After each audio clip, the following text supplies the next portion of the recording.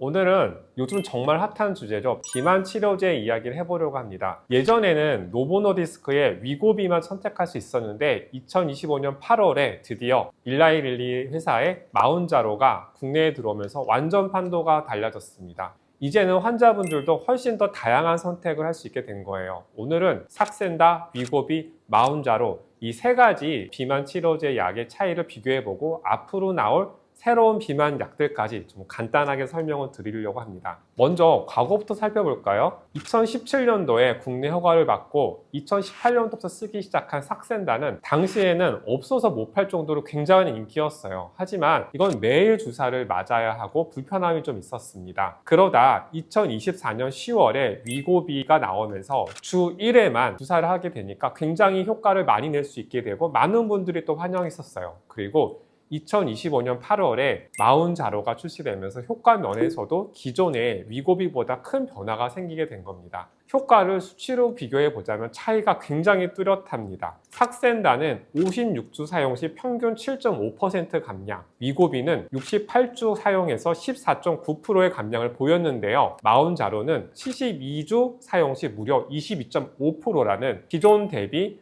한 8%에서 9% 정도 더 많이 감량되는 결과가 나왔습니다. 특히 최근에 직접 비교 연구에서는 72주간 마운자로가 평균 20.2% 감량, 위고비는 13.7% 감량이라는 차이를 보였는데요. 같은 조건에서 비교된 연구라 굉장히 큰 의미를 갖고 있습니다. 적용 방식에서도 차이가 있어요. 위고비는 GLP-1이라는 단 하나에만 작용하는 약인데 마운자로는 GLP와 GLP-1 두 가지를 동시에 잡는 이중 작용제입니다. 그래서 식욕 억제 효과와 혈당 조절에서 더 강력한 효과를 보인다고 알려져 있습니다.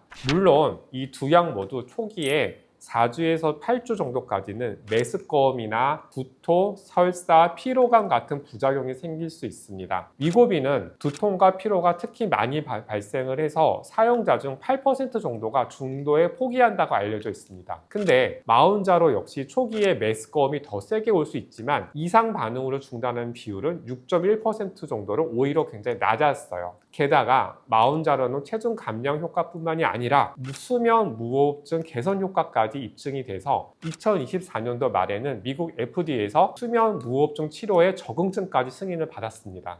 효과 면에서는 마운자로가 확실히 앞선다고 볼 수 있습니다. 같은 기간을 사용했을 때도 20%와 13%의 차이가 났고 장기 복용을 하게 된다면 체중의 25% 이상을 감량한 비율도 마운자로는 32%, 위고비는 16% 정도로 2배 정도 차이가 확실히 나요. 다만 심혈관계 질환이 있는 분이라면 고려할 점이 있습니다. 위고비는 2024년도 FDA에서 심혈관계 위험성을 줄인다는 적응증까지 추가로 받았지만 마운자로는 아직 이 부분이 확정되지 않았어요. 그래서 심혈관계 질환이 있는 분이라면 위고비 쪽이 지금은 더 권장되고 단순히 체중 감량을 많이 해야 된다는 이 효과 중심으로 본다면 마운자로가 더 매력적일 수 있습니다. 물론 이 약들의 단점도 있습니다. 단기간에 뚜렷한 효과가 바로 나타나는 건 아니고 최소 3에서 5개월 이상 꾸준히 맞아야 합니다. 비용도 만만치 않아요. 꼭 아셔야 될 게 하나 있습니다. 살이 빠지더라도 근육도 같이 줄어든다는 이 부작용이에요.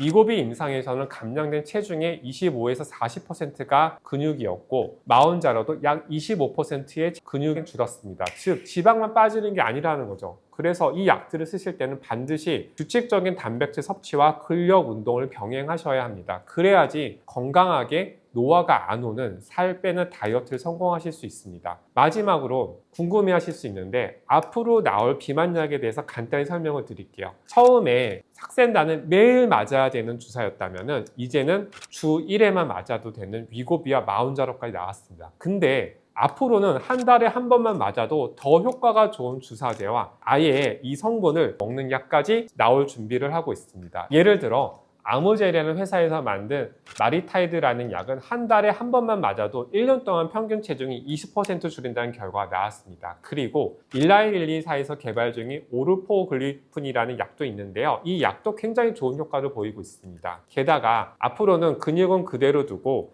지방은 줄여주는 약도 연구되고 있는데 아직은 임상 단계라서 실제 쓰이기까지는 시간이 조금 더 걸릴 것 같아요. 그럼 이런 약들이 점점 발전하면 지방흡입은 필요가 없게 될까요? 저는 절대 그렇지 않다고 생각을 합니다. 약물은 전신적으로 체중을 줄이는데 강점이 있지만 지방흡입은 내가 원하는 부위를 원하는 만큼 근손실 없이 체형의 디자인까지 가능하다는 이 세 가지 장점이 뚜렷이 있어요. 특히 마른 체형인데 군살이 있는 분들, 특정 부위를 예쁘게 다듬고 싶은 분들한테는 여전히 지방흡입이 가장 확실한 방법입니다. 결국 중요한 거는 밸런스예요. 약으로 체중을 줄이고 지방흡입으로 라인을 다듬고 운동으로 근육을 지키는 것, 이 세 가지가 함께 가야 건강하고 만족스러운 결과를 만들 수 있다고 오늘 다시 한번 생각하고 말씀드립니다.